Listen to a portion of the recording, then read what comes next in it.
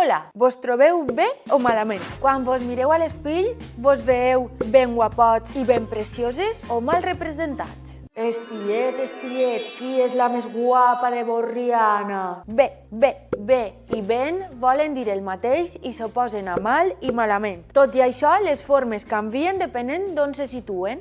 Utilitzem ben i mal quan van davant de la paraula a la qual modifiquen. Exemples, Aina, exemples. Que sí, exemples. Els mobles d'IKEA sempre acaben mal muntats, malgrat que les instruccions estan, en teoria, ben explicades.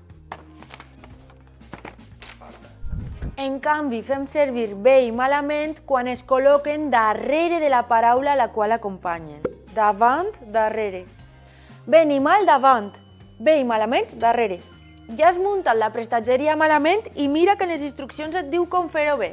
Per tant, direm, això està mal fet, però això ho has fet malament. Això està ben fet, però ho has fet bé. Ben fet! Seguiu així! Gràcies a mi, de res! Excepció. Expressions com ara fer mal i prendre mal sí que són correctes. Així doncs, esta llengüeta està mal explicada o penseu que l'hem feta bé? Deixeu als comentaris!